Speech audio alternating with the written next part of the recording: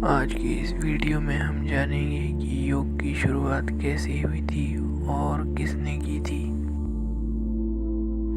योग की शुरुआत ईश्वर से ही हुई थी।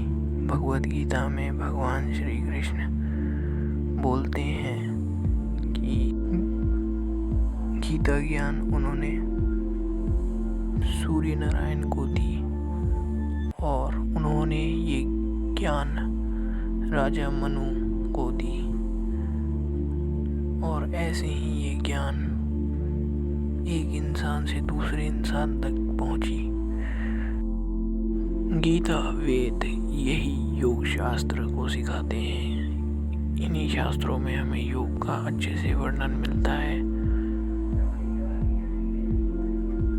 और भगवान शिव भी आदि योगी के रूप में हमें योग सिखाने के लिए आए थे। उन्होंने सप्त ऋषियों को योग सिखाया जो कि हर दिशा में गए दुनिया के और उन्होंने योग का प्रचार किया। परंतु भारत ही एक ऐसा देश रह गया जहाँ पे योग की शिक्षा हमेशा अभी तक कलयुग में भी जीवित रही। इसी कारण से आज हम योग को अच्छे तरीके से जान सकते हैं और इसके जीवित रहने का एक और भी कारण है महर्षि पतंजलि का धरती पर जन्म ले, जिन्होंने पूरे योग को 8 अंगों में बांटकर उसे एक नई दिशा दे दी, जिसको आज हम अष्टांग योग के नाम से जानते हैं, जिसमें यम, नियम, आसन, प्राणायाम, प्रत्याहार, धारणा, ध्यान, समाधि ये आती हैं। पूरे योग को 8 अंग में बांटकर उन्होंने योग करना बहुत ही सरल बना दिया।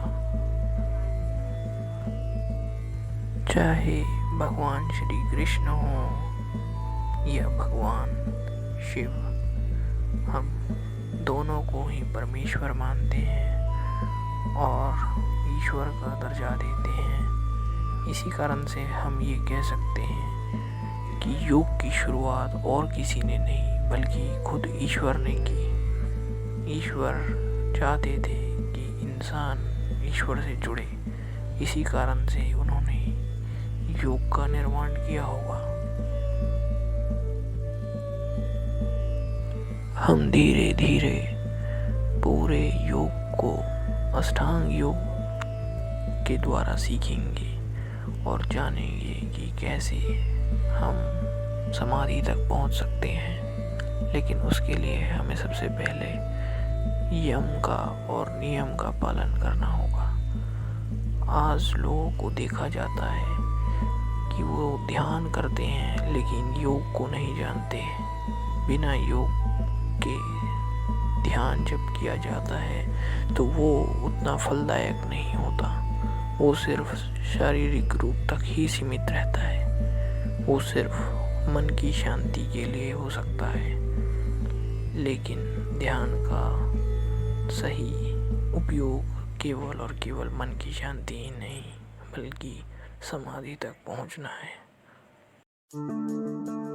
हमारी आने वाली इन वीडियो सीरीज में हम अष्टांग योग को बहुत ही अच्छे से हर एक छोटी से छोटी बारीकी पर ध्यान देकर बताएंगे ताकि आपको ये पूरे अच्छे से समझ आ जाए और आप इसको पूरी तरीके से अच्छे से फॉलो कीजिएगा जैसे हम आपको बताते हैं और फिर रिज़ल्ट आपके सामने होगा। मैं आपको बता दूं, छोटी बातें जो आपको यम और नियम में सिखाई जाएंगी वही आपकी शक्ति बनेगी।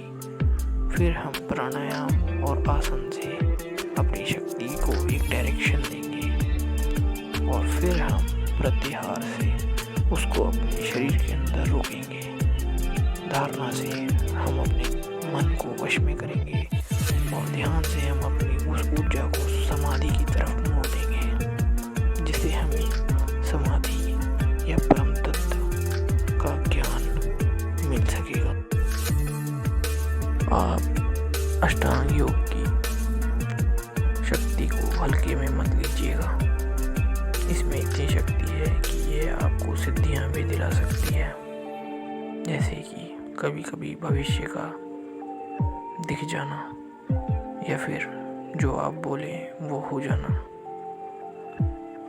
या फिर जो आप सोचे वो हो जाना। बहुत सारी सिद्धियां होती हैं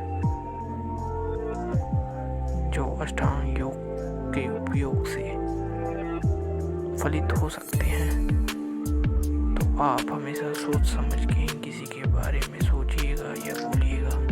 खैर, वो हम आपको आगे बता देंगे।